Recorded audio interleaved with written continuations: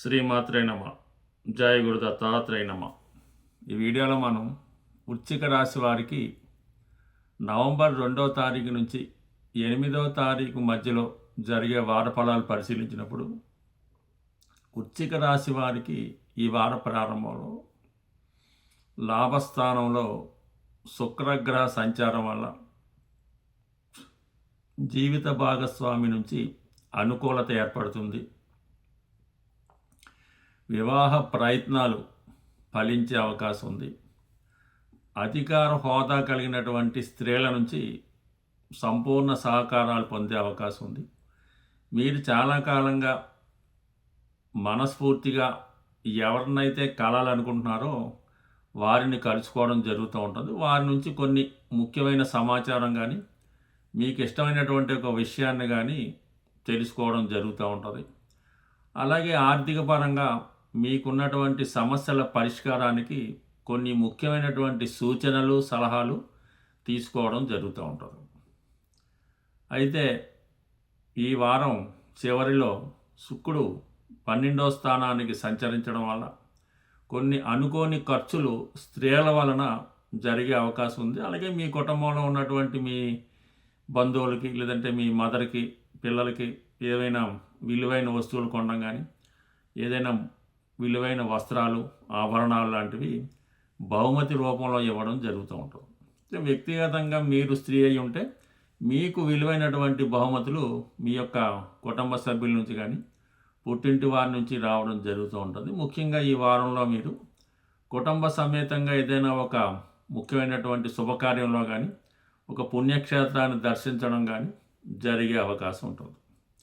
రాశి అందే కుజ బుధగ్రహ సంచారం వల్ల చిన్న విషయాన్ని కూడా ఎక్కువ ఆందోళన పడుతుంటారు. ఎక్కువగా కోపం వస్తూ ఉంటుంది. చిన్న విషయాన్ని కూడా చాలా సీరియస్గా తీసుకొని దాని మీద రియాక్ట్ అవుతూ ఉంటారు. అందువల్ల మీరు ఈ వారం అంతా కూడా ఎంత సహనంగా వ్యవహరిస్తే అంత సంతోషంగా ఆనందంగా ఉండగలుగుతారు. అందరి నుంచి కూడా సహాయ సహకారాలు పొందడం జరుగుతూ ఉంటుంది.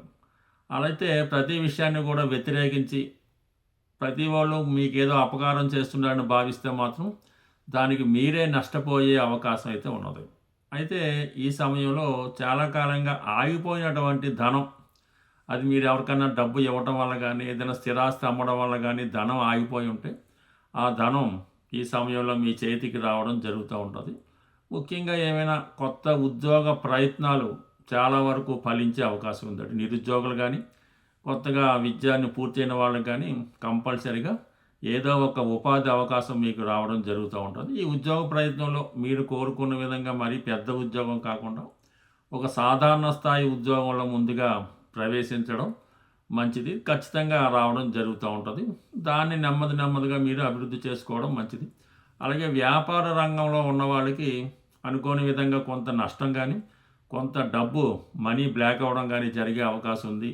అలాగే స్పెక్యులేషను షేర్ మార్కెట్ విషయంలో చాలా జాగ్రత్తగా ఉండవలసి ఉంటుంది. అయితే ఈ వారంలో మీరు ఏదైనా స్థిరాస్తి కొనాలనే మీ ప్రయత్నం చాలా వరకు నెరవేరుతుంది.